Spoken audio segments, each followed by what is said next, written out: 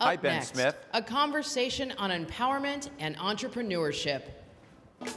Okay.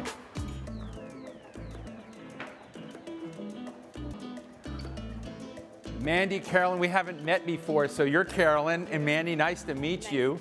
I'm Steve. Steve, I'm Steve. So good to meet you, Yeah, good Steve. to see you. I've heard so much.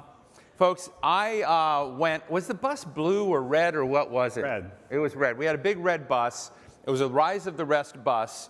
I was invited along some years ago to go to like Milwaukee and a lot of Midwestern cities with Steve Case and a whole retinue of people that were planning the idea that innovation and entrepreneurship don't just happen in the Bay Area. And that the narcissism and indulgence and over-focus on the Bay Area was really a neglect of the incredible talent elsewhere in the world. And what we have here, we have Caralynn Nowinski Collens. She is the CEO of Dimension INX, Inc. And Mandy Price, co-founder and CEO of Kanarys. Two firms, we're going to get into them in a minute ago, and of course Steve Case, who brought you, if any of you are online, like that gentleman is right now, guess who you owed that all to is Steve Case, the founder of AOL. He brought America Online, brought us all into a pathway into the digital space. He is co-chair of the National Advisory Council on Innovation and Entrepreneurship.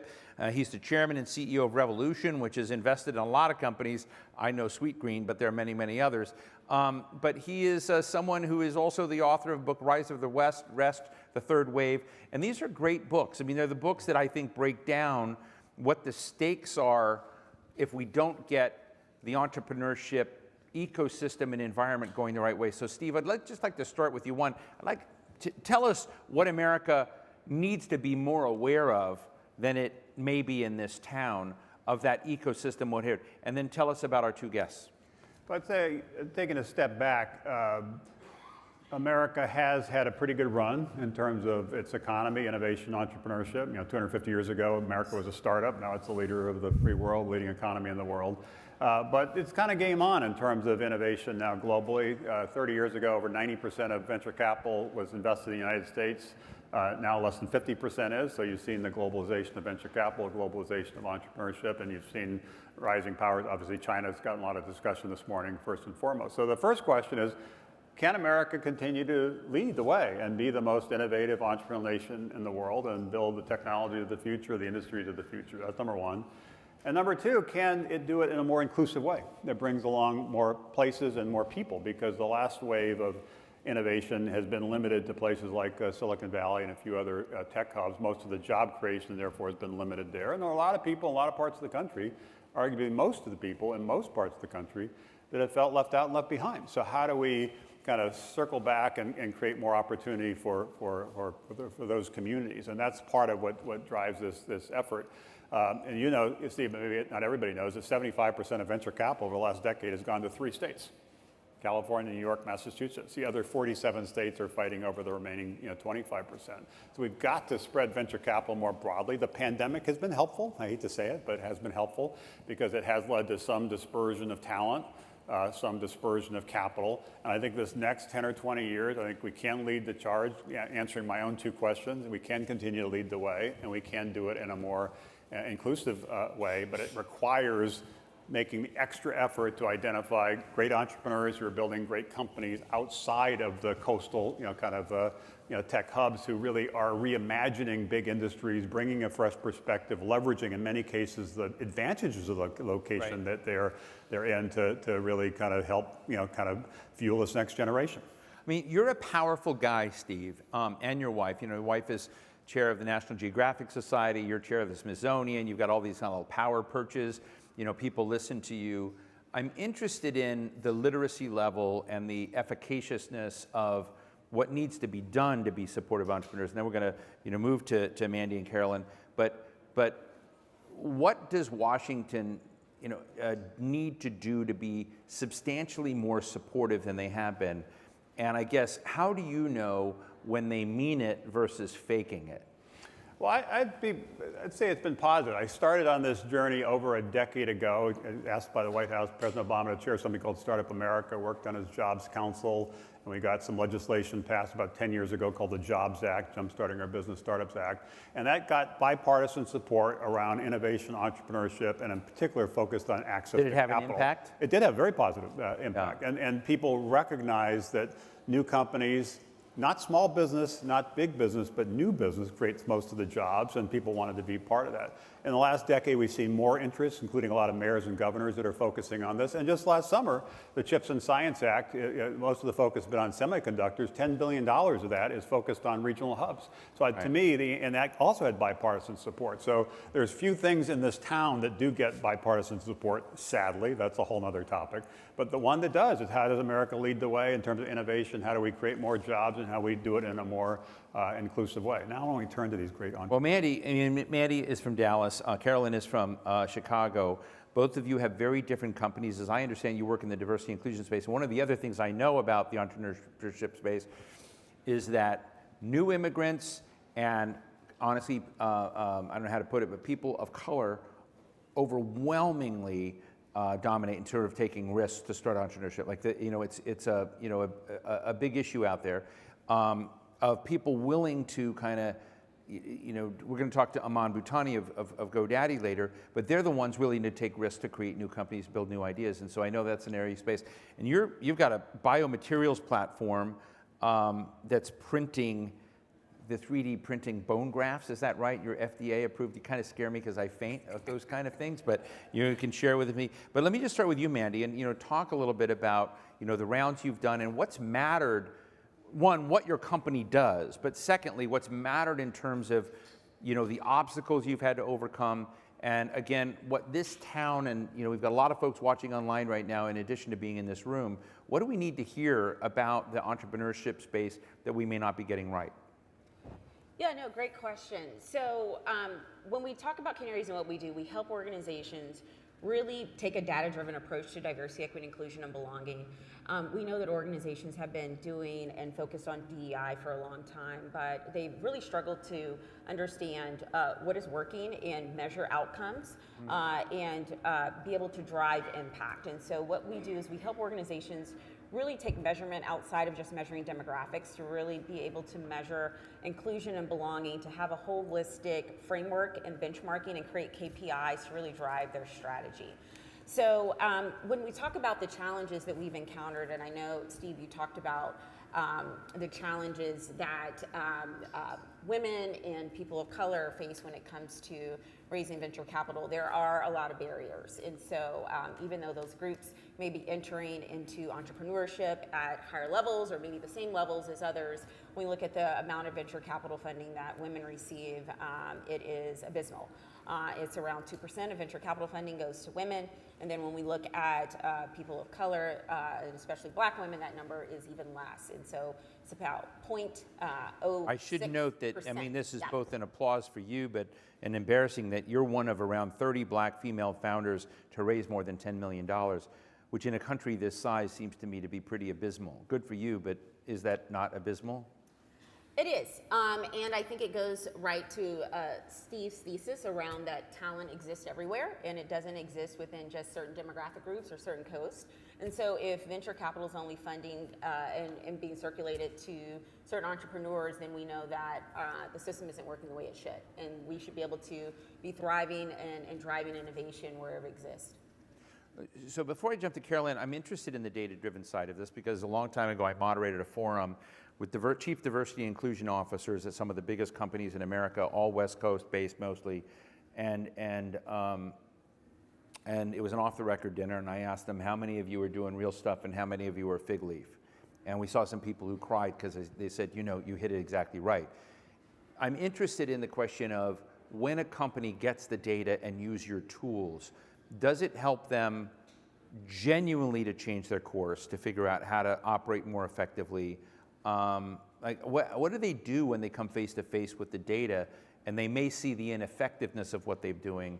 I'm just sort of interested in the human story side of that.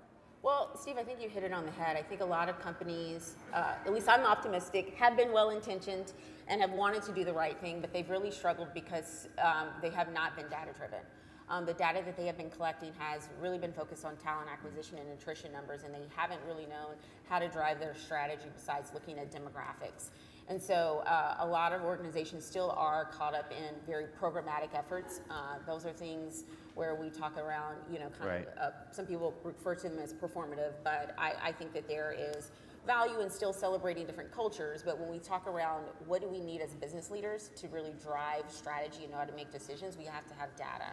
And so when we work with organizations, we help provide them with various assessments so that they really understand what, through their entire employee life cycle, looking at all their policies, practices, procedures. This is done through our software where the leadership teams and people within the organization are taking different assessments so we can understand how the organization is actually operating. So that then we combine that with evidence and research-based methods on how to dispel bias within these different systems, because we know that there's a certain way you should be doing talent acquisition, performance management, pay practices, so that we're looking at it from a systemic level. And then we also do assessments with our employees as well so that we understand the challenges that they may have. Right. So we are really taking lots of different data sources. We don't just take data from the teams as well. We bring in a lot of third-party data to help them drive that strategy so that they can really have a holistic strategy that is evidence, research, and data-driven.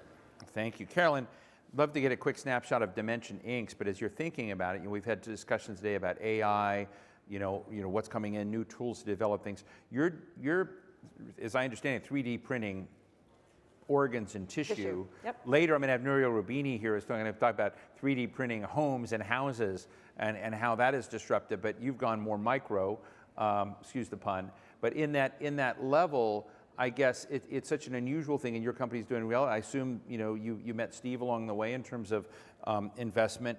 What are the game-changing technologies coming on that you, as an entrepreneur, the smaller firm, are able to leapfrog your competition with? What is hopeful for you? That's great, and I would say the reason we exist is because of where advancements in new technologies are going. So Dimension Inc. is a biomaterials platform company.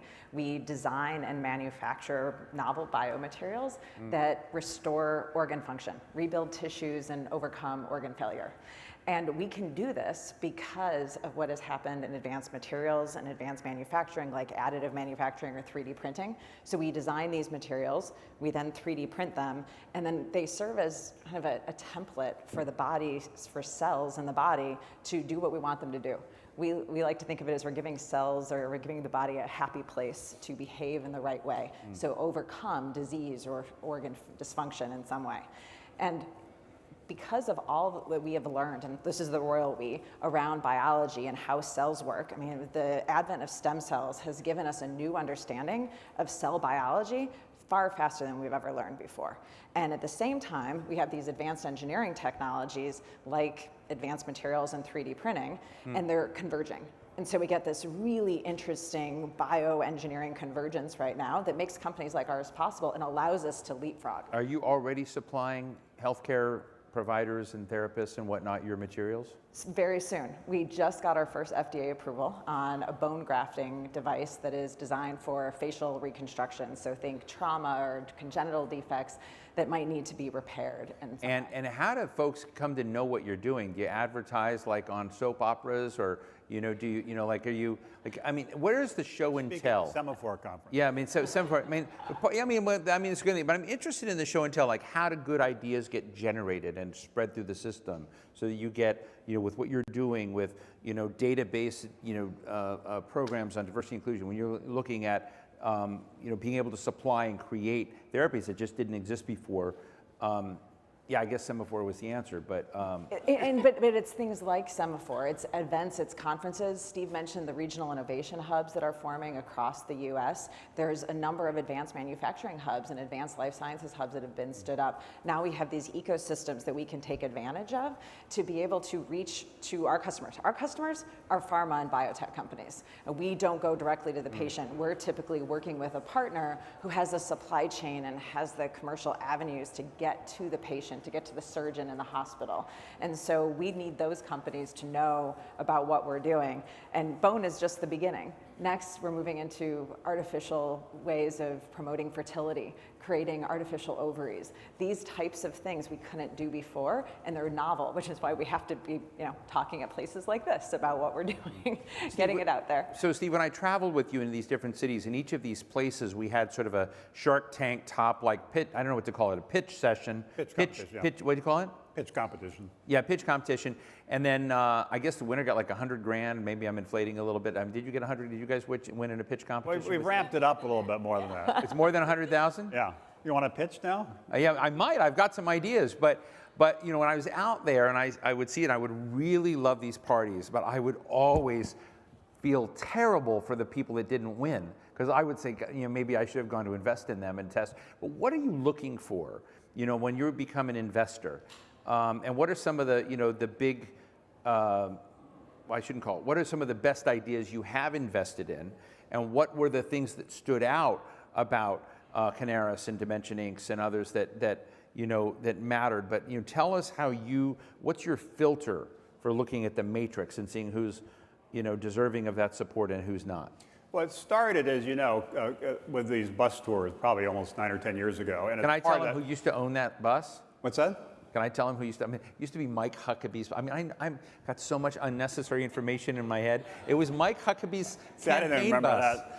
Now, we don't own a bus. We lease a bus, and it's used by other folks, obviously, for other parts of the year. But we started, and we did this in about 50 different cities, trying to understand what's happening in these cities, try to create more collaboration in these cities, shine a spotlight on what's happening, get more media attention. 60 Minutes at one point followed us around and did a story. And as part of that, it's the pitch competition. Right. But we then evolved about 5 years ago.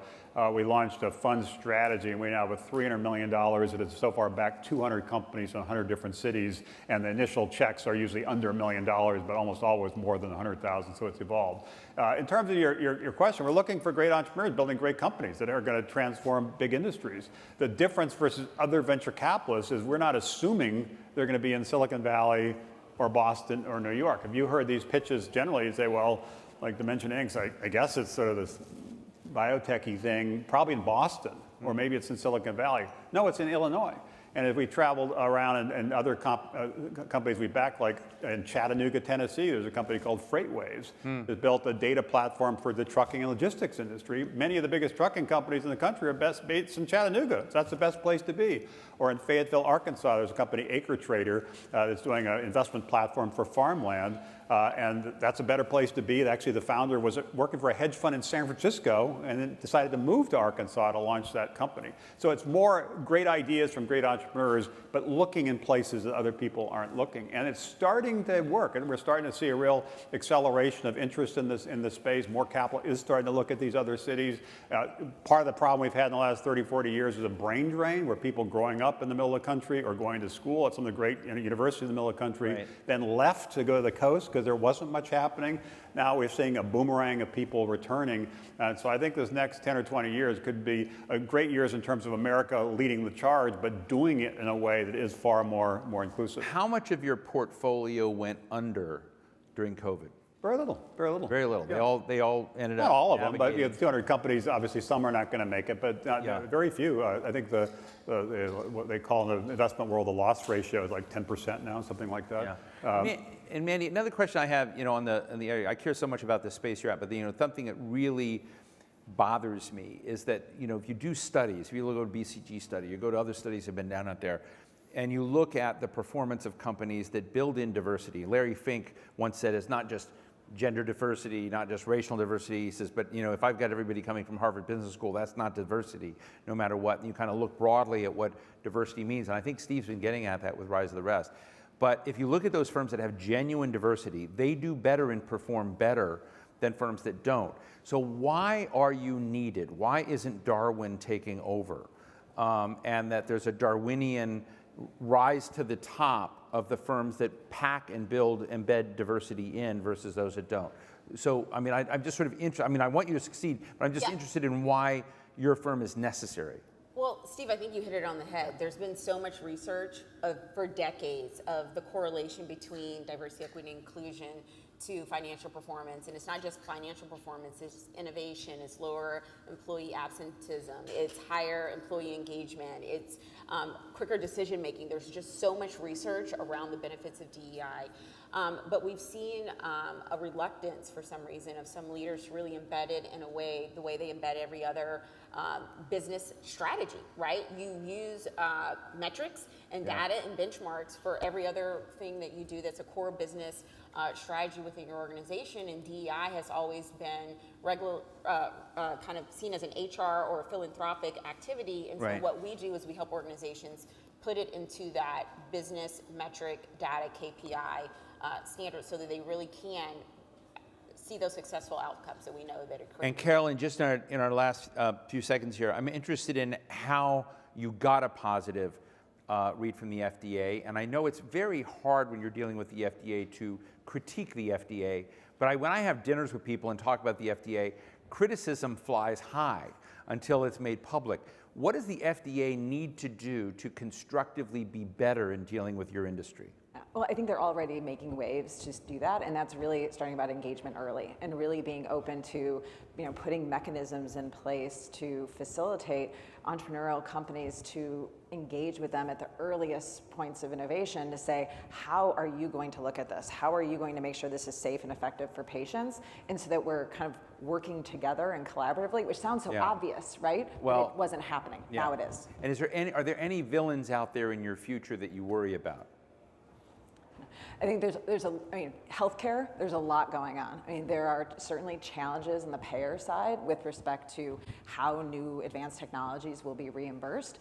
Watching out for the patient, but at the same time also recognizing that innovation isn't cheap. And so we've got to find what that balance is going to be. And Steve, just the final word to you. One of the things, again, we're going to have another forum later today on entrepreneurship. I really care about this issue as we're talking about, the big, we've got, the chairman and, founder of Infosys coming up here, like big companies, big brands, big companies, but, it's the little, companies that really fascinate me, and some of them become big, but I'm just wondering, when I look at the Small Business Administration, with all due respect, in the United States, do they get it? I think they do get it. They've come on. Come on, Steve. As I said, I'm working on this national entrepreneurship strategy as the co-chair of the National Advisory Council on Innovation and Entrepreneurship. So we're going to try to improve on things, but there has been progress just the time I've been working on this in the last decade.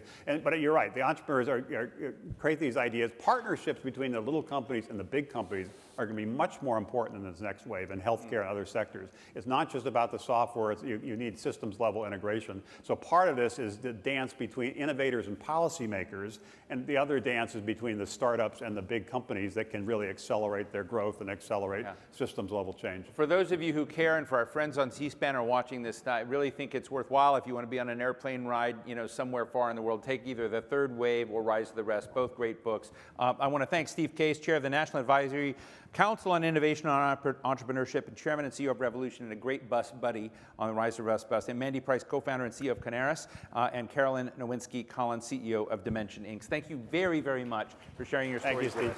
Thank you. Thank you.